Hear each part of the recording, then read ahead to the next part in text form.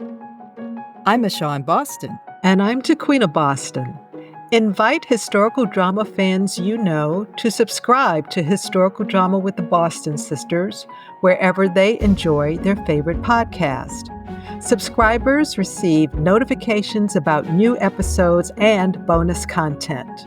Sign up for our newsletter on our webpage at michonbostongroup.com/Boston Sisters or on our Instagram bio link at Historical Drama Sisters and receive news and announcements about upcoming podcasts and historical drama activities. Enjoy the podcast, and thank you for listening. I'm Michon Boston. And I'm Tequina Boston. Part of the problem is when confronting power is that sometimes you do have to operate within the machinery of power in order to try to subvert it. And that's the attempt in the making of this into a TV series. Welcome to the 4th season of Historical Drama with the Boston Sisters. We kick off the new season with Viet Thanh Nguyen, author of the Pulitzer Prize-winning novel The Sympathizer, which was adapted into an HBO limited series and released in April of 2024. The Sympathizer is described as an espionage thriller and cross-cultural satire about the struggles of its narrator, a half-French, half-Vietnamese communist spy or double agent known only as the Captain during the final days of the American War in Vietnam. A man of two minds, the Captain arranges to come to America after the Fall of Saigon. While building a new life with other Vietnamese refugees in Los Angeles, he is secretly reporting back to his communist superiors in Vietnam. The Sympathizer is a blistering exploration of identity and America and a powerful story of loyalty, love, and friendship. The HBO series features a Vietnamese cast, including Hoa Xuan Day as the Captain, Fred Nguyen Con as Bon, Toan Le as the General, Phan Sine as the crapulent Major, Vi Le as Lana, the General's daughter, Ki Duyen as the General's wife, Madam, Kieu Chin as the crapulent Major's mother, Duy Nguyen as Man, and Alan Trong as Sonny. Also featured are Sandra Oh as Sophia Mori, a Japanese-American college administrative assistant, and Robert Downey Jr. in 4 symbolic character roles. Park Chan-wook is the director for The Sympathizer and co-showrunner, writer, and executive producer with Don McKellar. The series is currently available on Max with a subscription. Viet Thanh Nguyen was born in Vietnam and came to the United States as a refugee with his family in 1975. His debut novel, The Sympathizer, became a New York Times bestseller and won the Pulitzer Prize for Fiction in 2016. Other honors for the novel include the Andrew Carnegie Medal for Excellence in Fiction from the American Library Association, the Asian Pacific American Literature Award from the Asian Pacific American Librarian Association, and the book won Best Foreign Book in France. Nguyen's work includes The Committed, the follow-up novel to The Sympathizer, a best-selling short story collection, The Refugees, Chicken of the Sea, a children's book co-authored with his then 6-year-old son, Ellison, the nonfiction book Nothing Ever Dies, a finalist for the National Book Award, and he's the editor of The Displaced, an anthology of refugee writing. Nguyen's recent memoir, A Man of Two Faces, a memoir, a history, and memorial, was longlisted for the National Book Award. A recipient of fellowships from the Guggenheim and MacArthur Foundations, Viet Thanh Nguyen is the Errol Arnold Professor of English, American Studies, and Ethnicity and Comparative Literature at the University of Southern California in Los Angeles. Our conversation with Viet Thanh Nguyen was recorded August 24th in person at the 2024 National Book Festival presented by the Library of Congress in Washington, D.C. Welcome, Viet, to Historical Drama with the Boston Sisters. Yeah, it's such a pleasure to be here with both of you. Yeah, we're excited to have you too, for sure. We want to talk with you about The Sympathizer, both the HBO series that premiered this year and your Pulitzer Prize winning novel. So, the first question is, of course, about the adaptation. How does the HBO adaptation of The Sympathizer retain the intentions you set for your novel? And did the series bring you any new insights into the experiences you were trying to capture in the book? I thought the series was actually a pretty faithful adaptation of the novel. And I think the reason why is because my producer, Neve Fitchman, and I were really careful about choosing our collaborators on the TV series. And that started with Park Chan-wook, the co-showrunner and primary director of the series. And his movie, Old Boy, had been actually a big influence on my novel, The Sympathizer, in terms of its style and its politics and his capacity to merge entertainment and thrillers with political provocation and historical sophistication. So when we got him to come on board, I thought I was completely thrilled. He's a perfect guy to run this show. And that's what turned out to be the case. And the challenge of adapting a novel like The Sympathizer is that it has a very strong voice in the narrator, and it's a very internal novel. So we had to find someone whose vision could translate that into a visual medium, and I think that's what Park Chan-wook brought to the show. And then he himself is a very powerful storyteller, and I remember meeting him for about the second time at my house, and he came with a lot of questions about the novel. He had clearly read it, which was not always the case with Hollywood people who had come to talk to me. And he had so many questions and suggestions, and I thought, wow, where were you when I was actually writing the novel? It might have been a better novel because of the suggestions. And so I think he was very, very sensitive to the story and the politics of the novel. But he also made some changes that I think were his contribution, and I knew that adapting the novel into a TV series would require changes. And so again, it required trust that the collaborator would do things that were in the spirit of the novel that could still change it. And so there's a few things that he did, and I'll just pick on one as an example. There's a sequence in the novel where our protagonist, the captain, is working on a movie called The Hamlet, which is a Vietnam War movie. And in the novel, he's there on the set by himself as the lone Vietnamese authenticity consultant. In the TV series, Park Chan-wook thought, wouldn't it be cool if Bon, the blood brother, best friend of our captain, was also brought onto the set to play a role. Now, the role that he plays is the Vietnamese person who gets killed over and over and over again, which is what happens in the novel, but Bon is not that person. And so bringing Bon into the TV series and putting him in that setting, I thought was just a stroke of genius in terms of compressing some of the themes and the characters that the novel was dealing with.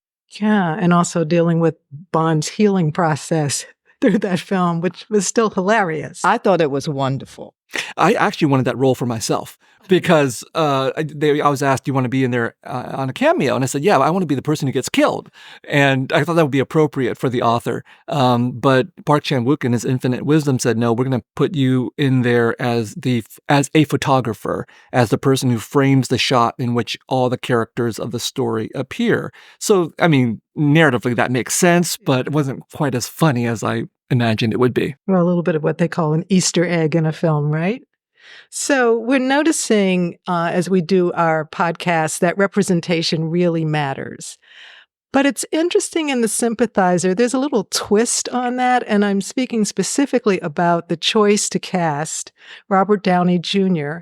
in 4 major principal white male roles, specifically the CIA agent or intelligence officer, the professor of quote-unquote Oriental Studies, the congressman who's anti-communist, and also the filmmaker, the auteur. How did that choice come about, and what statement is it making, particularly with regard to representation? That was all Park Chan-wook's idea, and again, he sprung it on all of us at that meeting at my house. Said, wouldn't it be great if we cast a very well-known actor in all of these roles? And I thought, that's exactly the kind of thinking that I love. It proved, I think, to be a stroke of genius, but also a divisive one. If you've read the reviews and so on, there's people are on the fence. Some people really love it. They think Robert Downey Jr. Put on a great acting show, which I agree with. And some people felt that he overwhelmed the TV series because of his casting, because he is Robert Downey Jr. And you can't forget that fact while you're watching him, even though he's adopting all of these roles and undergoes prosthetic makeup and all this. And I think that is exactly sort of the line that Park Chan-wook probably wanted to walk, because when we're talking about representation, yes, we want to have people play their authentic selves, and, people of a certain background play that background, and that happens obviously in the TV show. But the novel is not a realistic novel completely, and the TV show is not realistic completely either. And if you look at Park Chan-wook's body of work, he's always kind of walking that line. And I think what can be potentially uninteresting about representation is how drab it can be. I mean, it's great. Yes, it's great if we have Asians on the screen, for example, but that isn't necessarily going to make it a good show. There's lots of bad stuff starring Asians or Asian Americans. And so the one-on-one correlation between, casting someone and trying to seek authentic representation it's powerful, but can be lacking in imagination sometimes.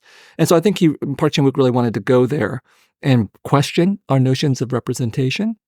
So on the one hand, the character, Robert Downey Jr. playing all these characters, is meant to show, this is what Park Chan-wook has said, that all of these many faces of American imperialism and colonialism and racism are all interchangeable.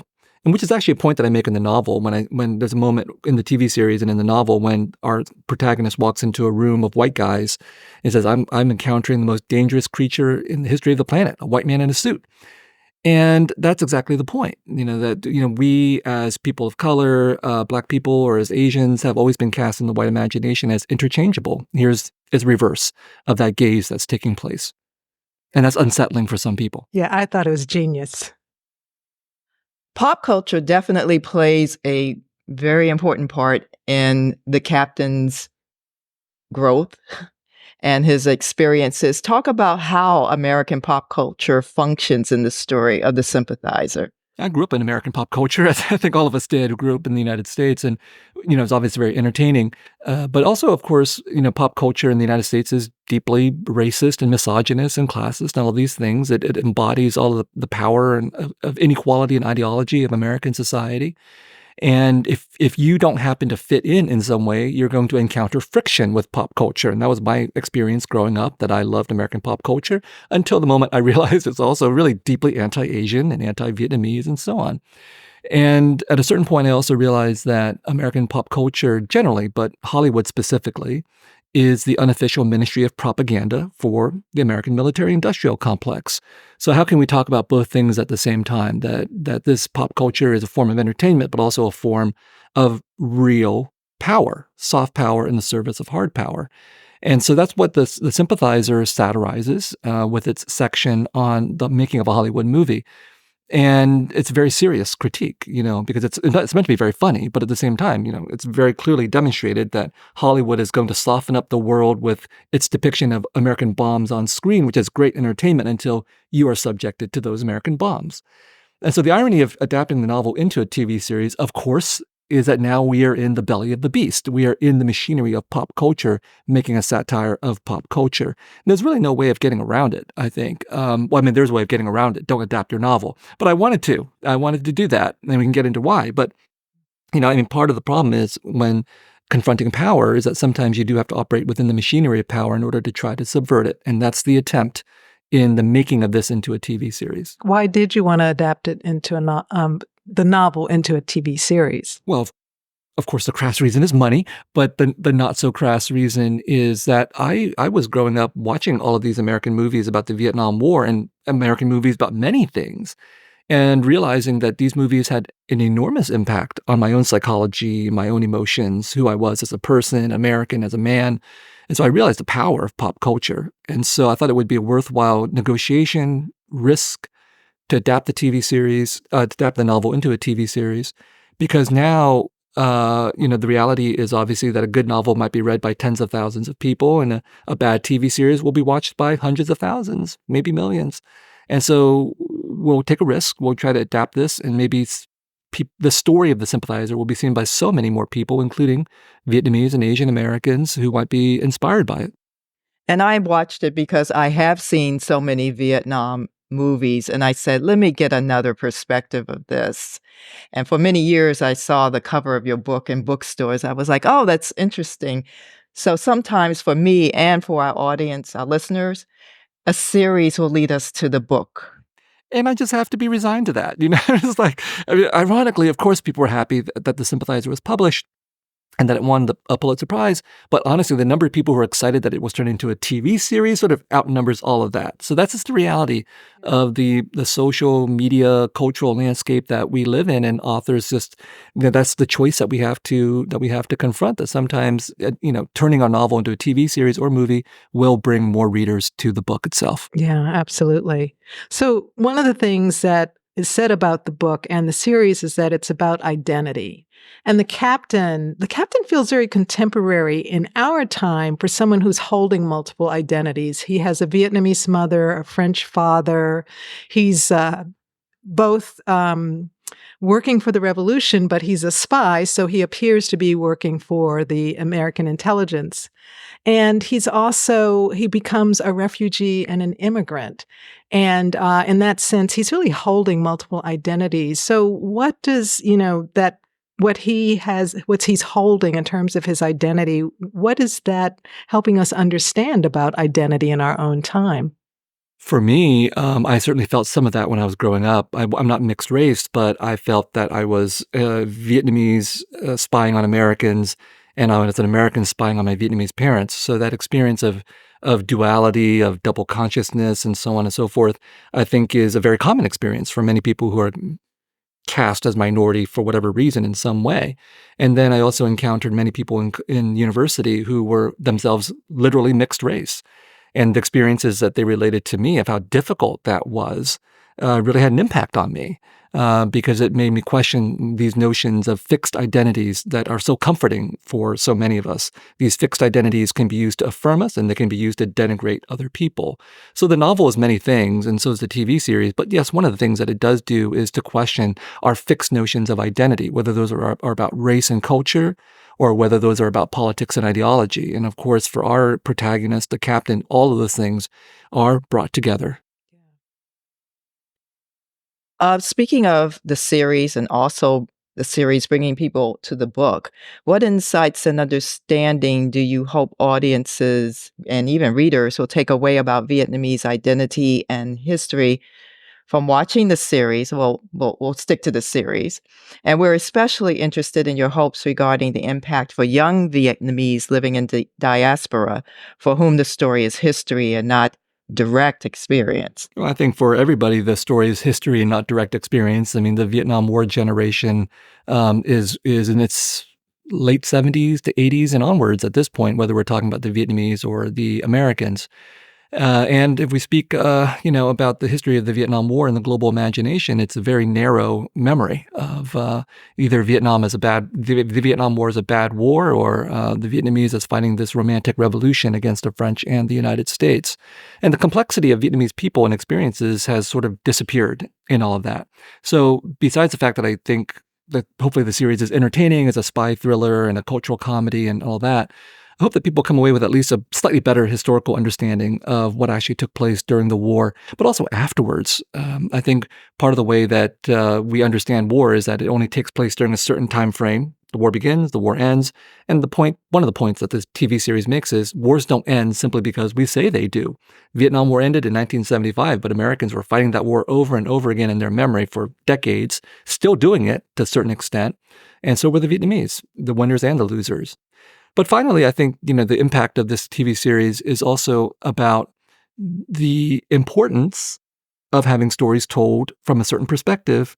That I grew up watching all of these Hollywood movies, and realizing that when Americans said the word Vietnam, they really meant the Vietnam War, and when they said the Vietnam War, they really meant the American War. That is, the war as it impacted Americans. And that is a template for what Hollywood, but American pop culture has done in general to anybody who's not white and male in this country and in this world. So to have a TV show that has Vietnamese characters playing Vietnamese roles, oftentimes speaking the Vietnamese language, in and of itself, I hope is important and also kind of destabilizing Because how many times have we watched an American movie or TV show about Asia and everybody's speaking English, even if they're Asian? It doesn't make any sense. So just affirming the fact that this is this people's experience and this is how they speak and this is the language and the words that they use, I think is for me, incredibly emotionally powerful. Yeah, and it makes so much sense in a global, everybody now is watching everybody else's movies, stories, etc. And we're used to just hearing languages. We're used to hearing the original language. I would say that was an impact of the lockdown during COVID because people were watching a lot of content, streaming a lot of content, and a lot of it was not in English. Oh, absolutely. I'm watching a lot of K-drama myself right now. And again, just like, I mean, this is all a fictitious representation of Korea, but nevertheless, it has an impact. You're like, wow, Korea is so cool. Maybe I'll go there. And so I don't underestimate at all the power of popular culture to transform our understanding of a certain place or a certain people. And create curiosity to know more. Absolutely. Which is what we hope the podcast will do. So we have a question from one of our podcast listener subscribers, and she asked, what made the captain the sympathizer? Was it his experiences as a spy working for the revolution that made him evolve into that role? Or was it his natural ability to see situations and people from varying perspectives that made him the sympathizer? I think it would probably be the latter. I think that it was very deliberate for me to write him as a mixed race person who is both French and Vietnamese, because having that background, he was automatically subjected to racism from both sides, white people and Vietnamese people. That's a real thing that really took place. And I think being subjected to that inevitably transforms who you are. And you're forced to make a choice. The choice you have to make is, am I just going to try to be one thing or the other? Am I going to side with power and white supremacy and, anti-white racism on the part of Vietnamese people? Or am I going to side with the ones who have nothing? And am I going to be forever skeptical of power? Everybody has to make that choice. He makes the latter choice. And it then primes him to be sympathetic to revolutions when they happen.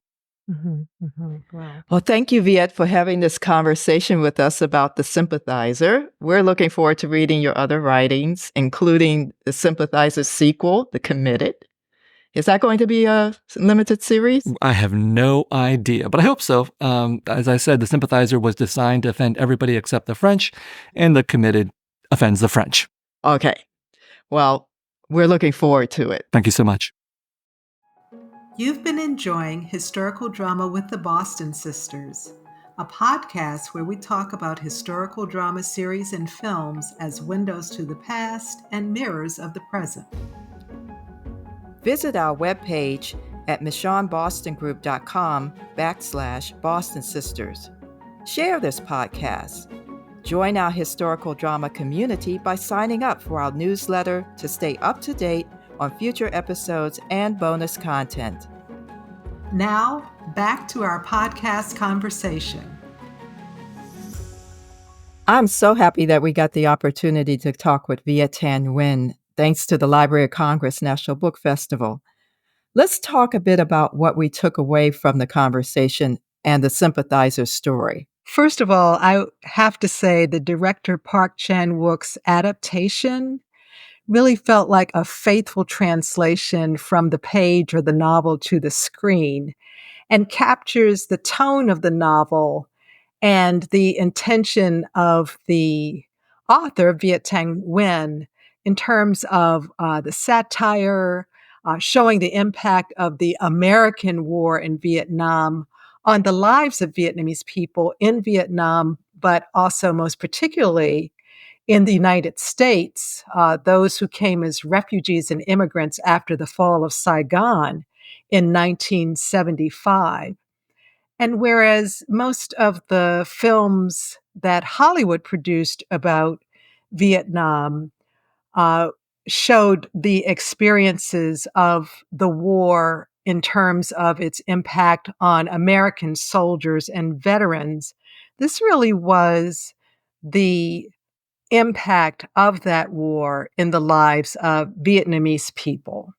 And I felt that that really came through in the series as well as in the novel. I would like to make a note that one impact this story has had on me is changing my vocabulary. I now am saying the American War in Vietnam. I'm not just saying Vietnam, and everyone automatically says, "Oh, the war." Right. Yeah. Yeah. So that's been an impact on me. That's been a change.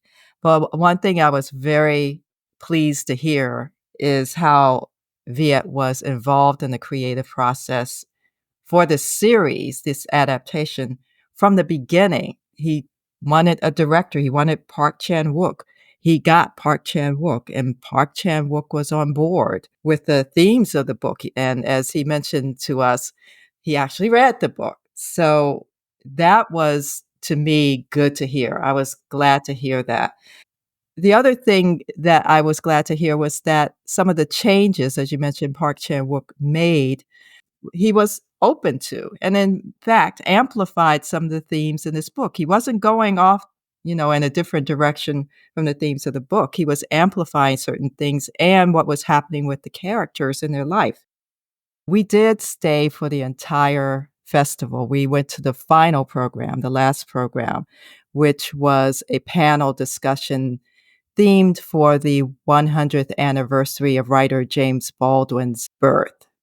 Yeah, and Viet Thanh Nguyen and another author, Ayana Mathis, were on that panel that was moderated by Eric Deggans, who's with National Public Radio. And, in our podcast, we talk about the historical films and dramatic series as being windows to the past and mirrors of the present. And during that panel, Baldwin's Notes of a Native Son, which is a collection of essays and poetry that Baldwin wrote, that was published in 1955. There's a quote there that once I heard it, I carry it with me all the time. And that quote is, "People are trapped in history, and history is trapped in them." And that came through for me in the Sympathizer as well. And as Viet said in our conversation, the war does, and it's in the novel too, wars don't really end. They continue to have an impact on the people who have lived through those wars, who've endured those wars, and those impacts continue on through generations, actually. And so I think in some ways, uh, making the Sympathizer satire uh, was a way of both criticizing but also underscoring the impact of war and imperial powers in the lives of human beings. And it also reverberates with Baldwin's statements about how in the United States there seems to be this emphasis on maintaining a sense of innocence. We're always the heroes, we're always the good guys, our interventions are always benevolent. I think that's why we have so much controversy and conflict now about what history is taught and how history is taught and what books are in our libraries and what books some people want to ban from the libraries and from schools. But the point that the impacts of war and that the violence of war continue long after we have declared the conflict or the war over is one that comes through very strongly in the series and in the novel. Yeah, and I don't want people to take this the wrong way, but one thing that I noticed in the series that brought back a memory for me was as the general and others are opening businesses, it made me go back to the first time you took me to a Vietnamese restaurant here in Washington, D.C. And of course, the food was delicious. This is the result of a war in Vietnam. That was just how I sort of contextualized the presence of this restaurant. It was a good thing, but at the same time, I couldn't help but think about that. And I guess, as Vietnam was saying, we have almost made Vietnam and war one and the same, but this story definitely is making me think differently. Well, I think two things it brought up for me. One is as we look at um, who is an American and how do you become an American, I'm struck by the part in the series where the captain is confronted with the reality that maybe he's actually become American because he diminishes or minimizes one of the interrogation experiences that he witnessed. The way maybe there's a tendency to try to uh, minimize harms, ways that the United States has not been heroic or benevolent in our interactions across the globe. And I guess sometimes even within our own country. And then the other piece is to recognize that the presence of so many different cultures, peoples in the United States, often as a result of our engagement and intervention in other countries via the military. And the same for immigration in Europe and other, Yes. there and what's going on there. Yes. So once again, for us, as it has in some of our other podcasts, the question of the role of empire in history that comes up. Yeah. Yeah. Yeah.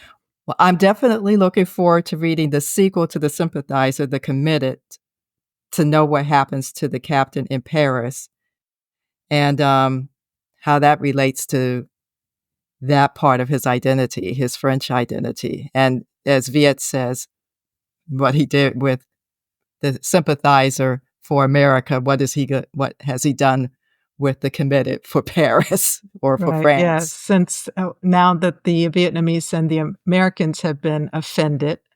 Yes. And how will the French be offended? And, he did say he hopes that people, as they engage with the Sympathizer, are uncomfortable in a good way.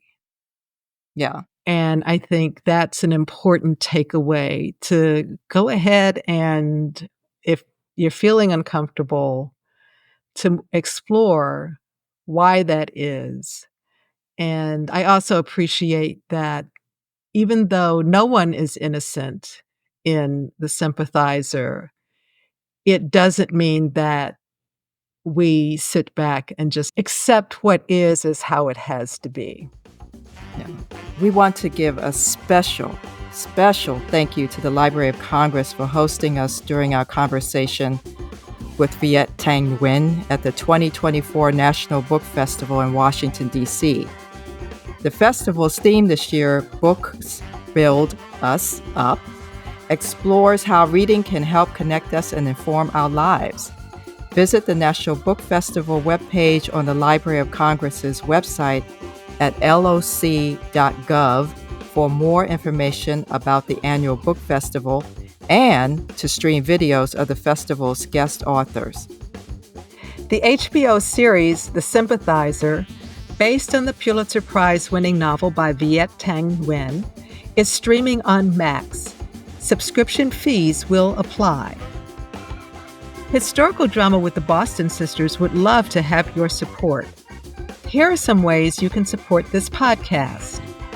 Subscribe to Historical Drama with the Boston Sisters wherever you enjoy your favorite podcast.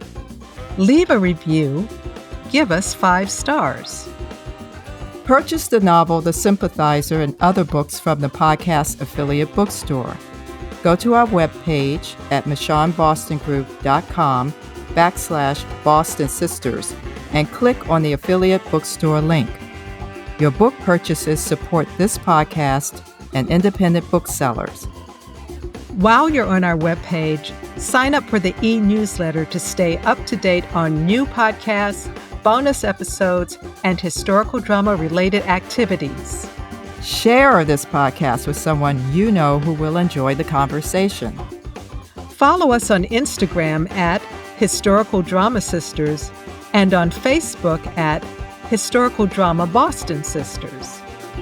Like and share Historical Drama with the Boston Sisters on your social media. This is Michon Boston. And this is Tequina Boston. Thank you for listening.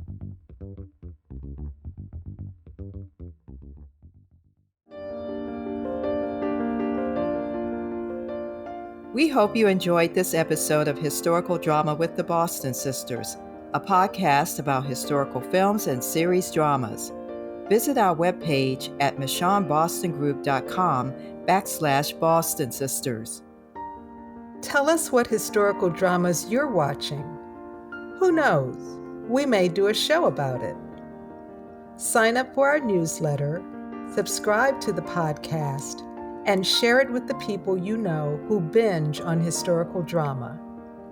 Historical Drama with the Boston Sisters is brought to you by the Michon Boston Group. The views and opinions expressed on Historical Drama with the Boston Sisters are those of the speakers and do not represent the positions or views of the Michon Boston Group, its clients, or affiliates. This is Michon Boston. And this is Tequina Boston. Thank you for listening.